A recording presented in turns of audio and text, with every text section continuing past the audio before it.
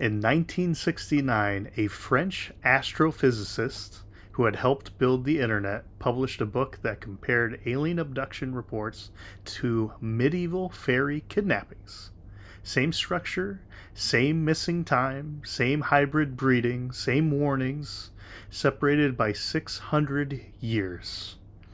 His name was Jacques Vallée. He co developed the first computerized mapping of Mars for NASA. He helped build APRNet, the prototype for the internet you're watching this on right now. Steven Spielberg based the French scientist in Close Encounters of the Third Kind on him. He is, by any reasonable measure, one of the most accomplished scientists to ever investigate the UFO phenomenon. And his conclusion after 60 years of research is that the phenomenon is not extraterrestrial.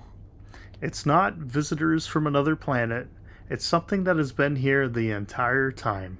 Something that has been interacting with human beings for as long as human beings have existed. Something that changes its appearance to match the mythology of whatever culture it's operating in. Angels in the Middle Ages, fairies in Ireland, airship pilots in 1897, gray aliens in 1990, and now, maybe, declassified files on a government website. He calls it the control system. 5 days ago, the Pentagon dropped its second batch of Pursue files.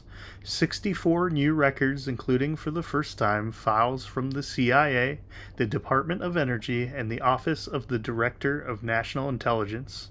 And today, literally today, Steven Spielberg released the final trailer for a film called Disclosure Day, opening June 12th. And what happens when humanity finds out we're not alone? The government and Hollywood dropping the same story in the same month, in the same country, at the same time. Vallée would say, that's not a coincidence. That's the control system doing what it always does. This is the Sovereign Investigation, Volume 4. You're listening to The Sovereign System, where the fringe meets the framework. I'm John. And I'm Dave. Quick update for the architects. If you've been with us since the beginning, thank you. If you just found us, this is Volume 4 of a special investigation series. You can start here. You'll want to go back. You'll need a notebook and you might lose some sleep. But you'll gain 17 diagnostic tools and a community of people who refuse to let anyone else do their thinking for them. Today's episode is about the nature of the phenomenon itself, not the politics, not the cover-up, not the dead scientists, the thing. What is it? What does it want? And why does it keep changing its costume? This is the episode that's going to keep you up at 3 a.m., staring at the ceiling going, what if he's right? You've been warned. Let's go. Dave, two things happened this week that on the surface have nothing to do with each other, and I think they have everything to do with each other. Well, go. Thing 1, May 22nd, 2026, 5 days ago, the Department of War, still can't get used to that name like at all, published the second release of Pursue files. 64 new records, over 50 videos, 7 NASA mission audio recordings, and for the first time, files from agencies that were not in the first release. The Department of Energy, the CIA, and the Office of the Director of National Intelligence. That last part is significant. Release 1 was Pentagon and the FBI, the agencies you'd expect. Release 2 added Energy, CIA, and the ODNI. Those are the agencies that handle nuclear research, clandestine intelligence, and the coordination of all intelligence. That's a meaningful expansion of the disclosure perimeter. And Tim Burchett, Congressman, Tennessee, posted on X after release 1 that, quote, the first drop will be big, but in comparison to what is coming, there will be a drop in the bucket. Then he said, I would say, holy crap is coming.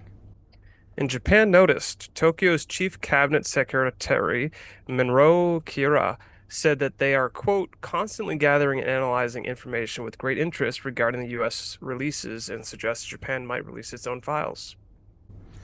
International contagion?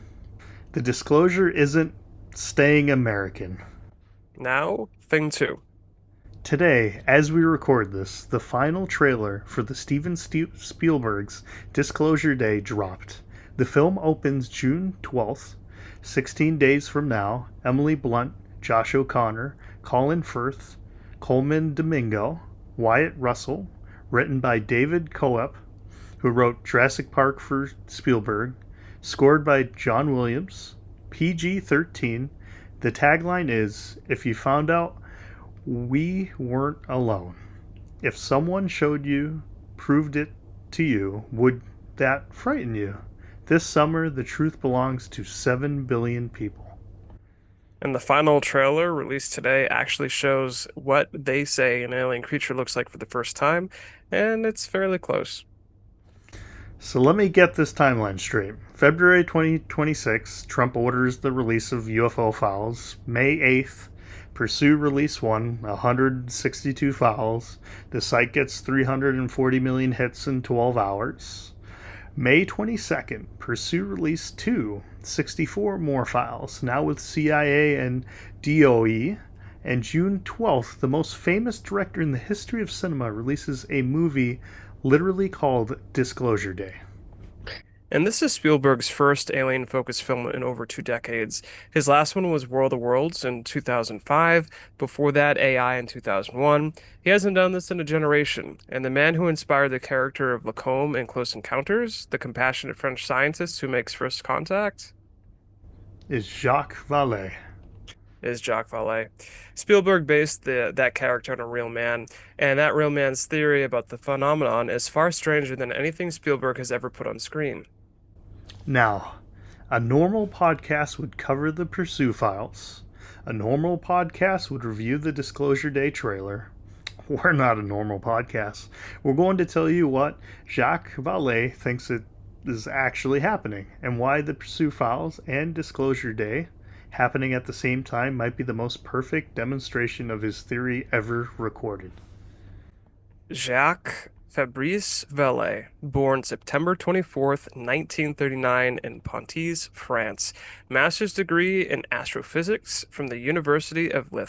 PhD in computer science from Northwestern University. Co-developed the first computerized mapping of Mars for NASA. Worked at Stanford Research Institute, SRI, where he was the principal investigator on DARPA projects and helped build ARPANET, the precursor to the internet. Later became a veteran capitalist in Silicon Valley. He is currently in 2026 at the age of 86 working on a project to analyze UAP materials in a Silicon Valley lab. I want to stop here because people are going to gloss over those credentials. This man helped build the internet. He helped map Mars. No, he actually mapped Mars.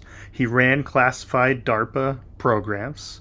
He's a venture capitalist who made real money in real markets. This isn't a guy in a basement. This is a guy who helped design the infrastructure of the modern world. And he spent 60 years saying something very strange is happening, and it's not what you think it is.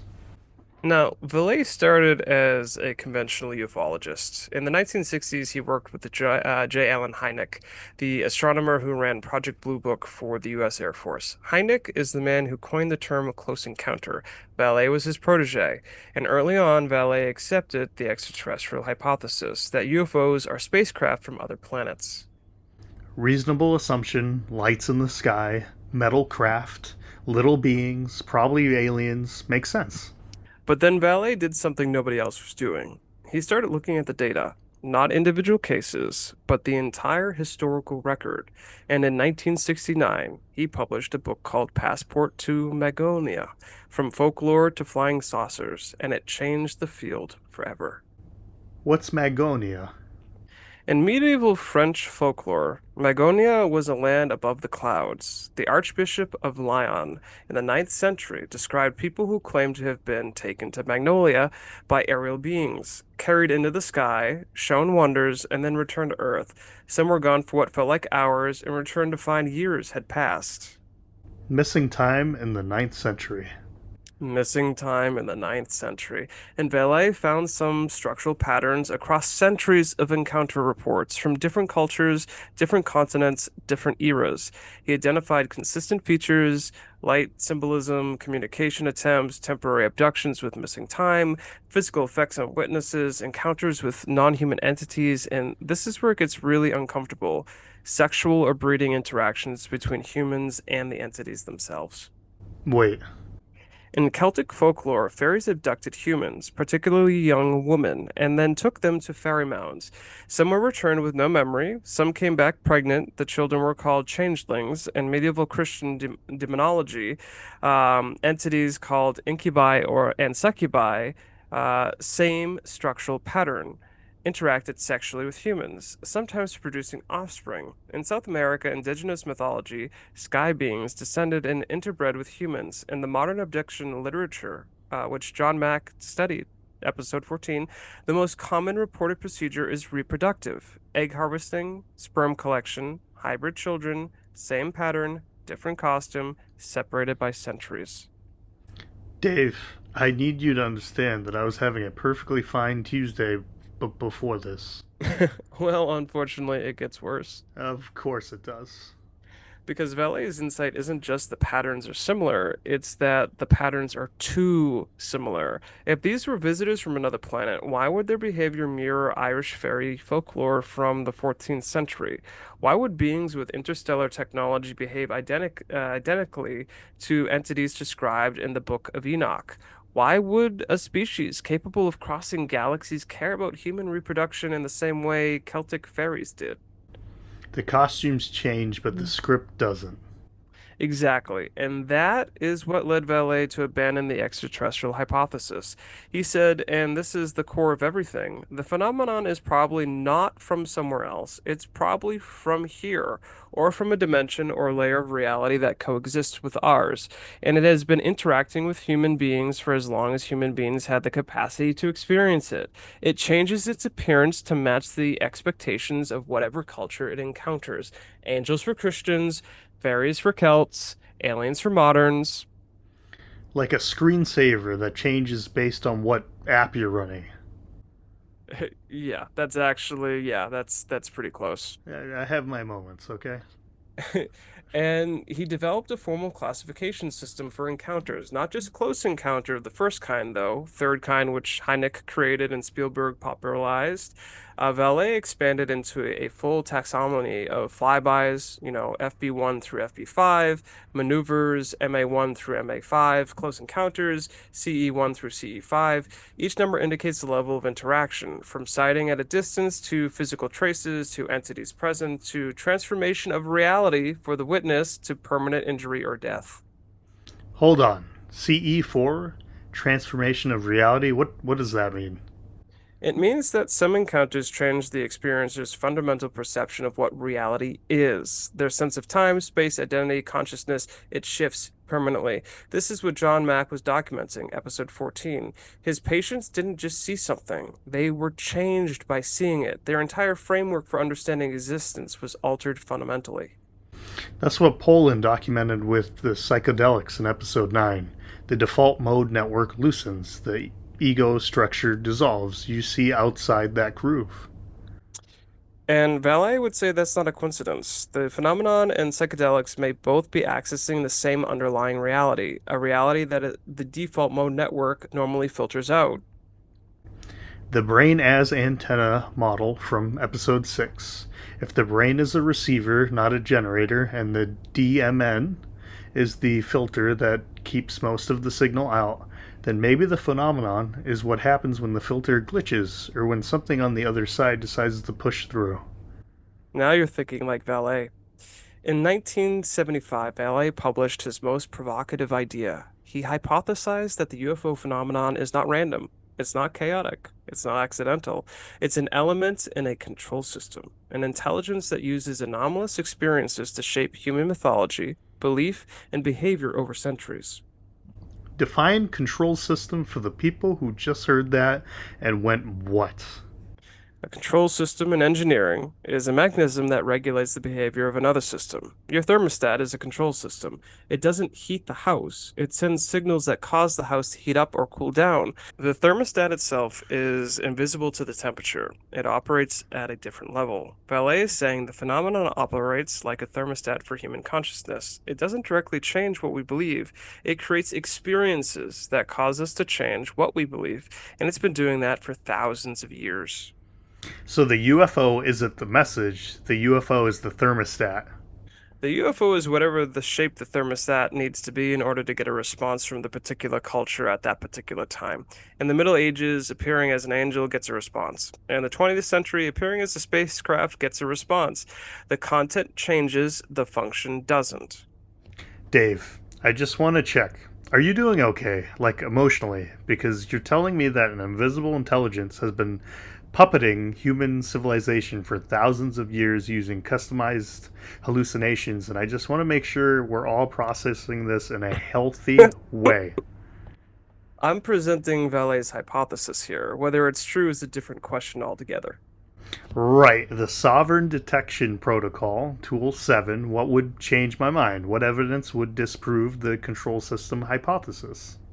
And that's one of the legitimate criticisms. The hypothesis is very hard to falsify because any anomalous event can be interpreted as the control system at work, and any absence of anomalous events can be interpreted as the control system choosing not to act. A skeptic named Noah Hadark wrote on Medium that the extraterrestrial hypothesis is actually more parsimonious, more compatible with what we know about the abundance of life supporting chemistry in the universe than invoking interdimensional entities we have no framework for.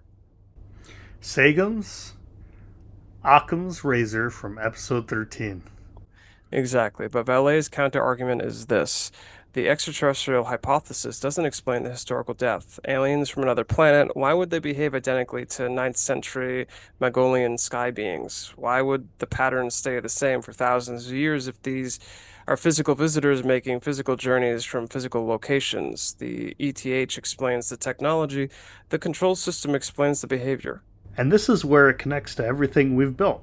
The egregore, episode 3, a collective thought form that sustains itself by feeding on the attention and the participation of the community that believes in it. Dave is the control system and egregore. Well, I might say it the other way around. Egregores might be what happens when humans create a control system. The phenomenon might be what happens when one is imposed from the outside. Oh no. Yeah, unfortunately. So we've been talking about egregores as human creations, collective belief structures that take on a life of their own, religion, capitalism, the classification system. But Vallée is saying there might be a master egregore, one we didn't create, one that's been here before us, one that's been managing the others? And using each other's ears dominant framework as its interface. In a religious age, it speaks through prophets and angels. In a technological age, it speaks through spacecraft and gray aliens. In a digital age, and this is where it gets really, really interesting. It speaks through government websites and Spielberg movies. Pursue and Disclosure Day, dropping in the same month using different media, government documents, and Hollywood cinema to deliver the same message to the same population at the same time. If you were designing control system input for the year 2026, what would it look like? It would look like this. It would look exactly like this. And Valet would say, notice how you're responding. Notice the excitement, notice the fear, notice the grooves activating in your DMN.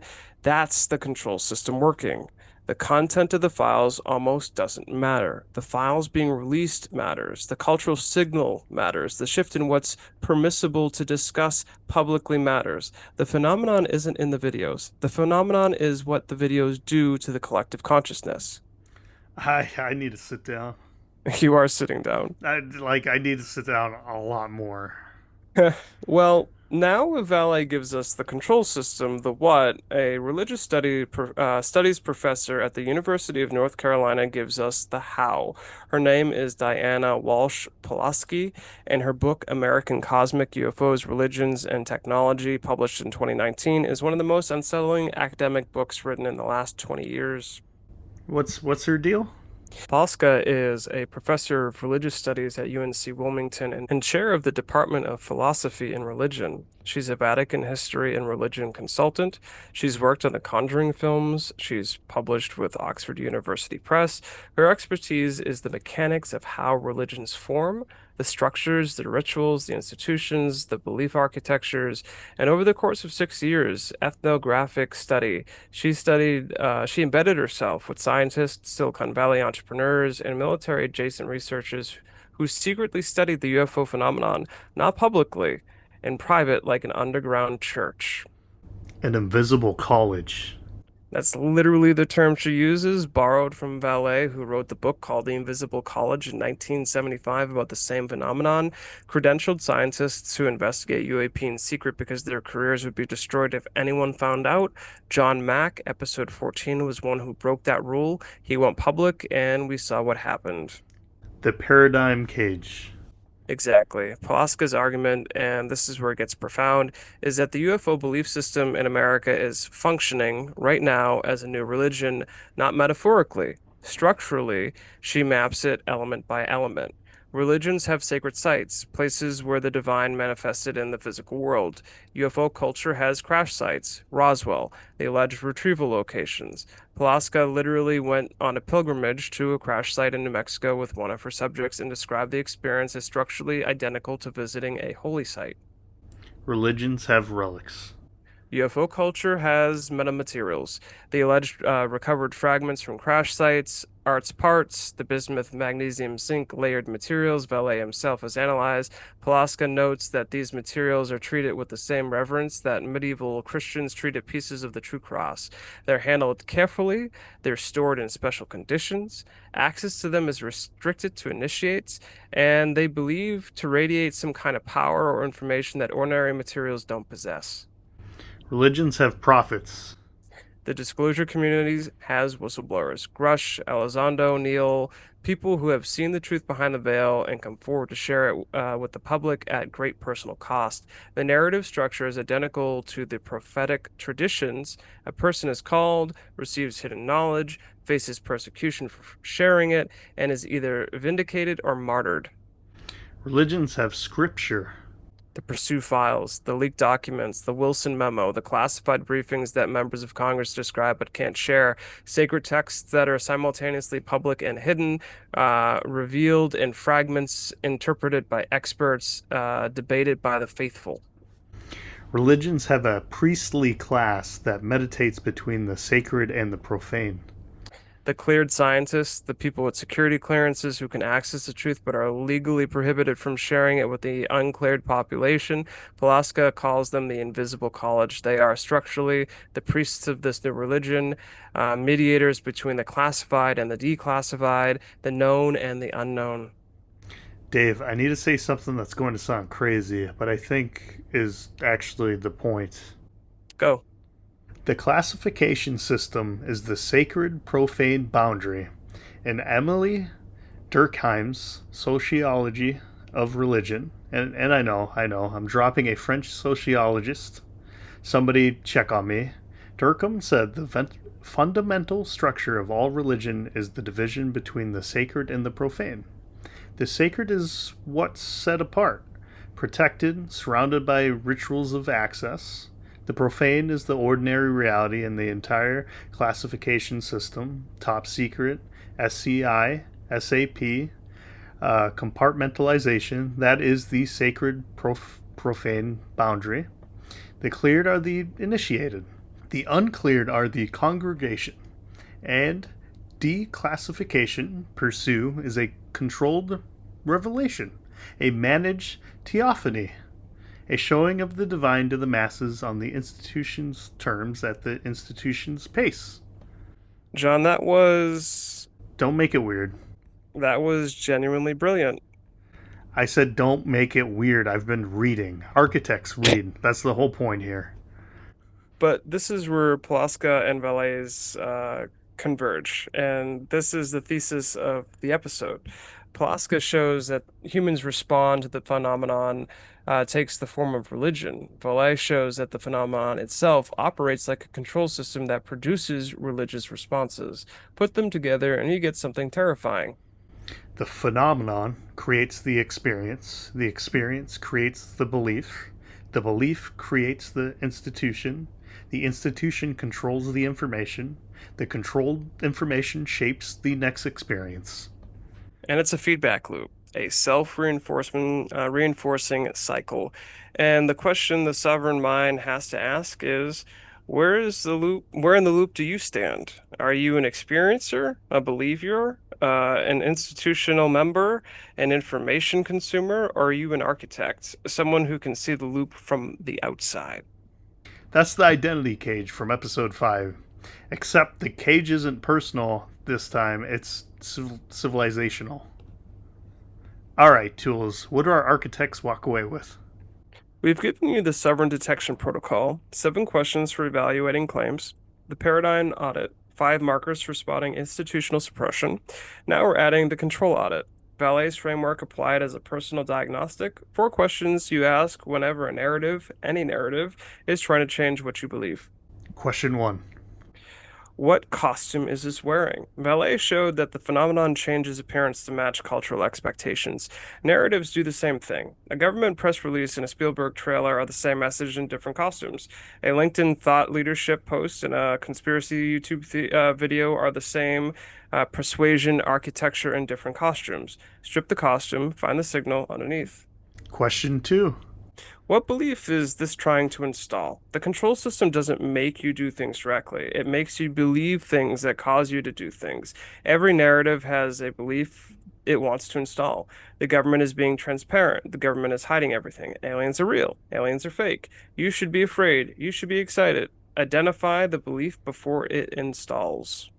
That's the pattern interrupt from episode 9 applied to information consumption. Question 3. Who controls the rate of revelation? Pasulka shows that the classification system functions as a sacred and profane boundary. Pursue is a managed revelation. They're choosing what to release, when to release it, and how much context to provide. Anytime information is being released in a controlled dose, ask who holds the valve and why is this dose at this time? Question 4, and this is the spooky one.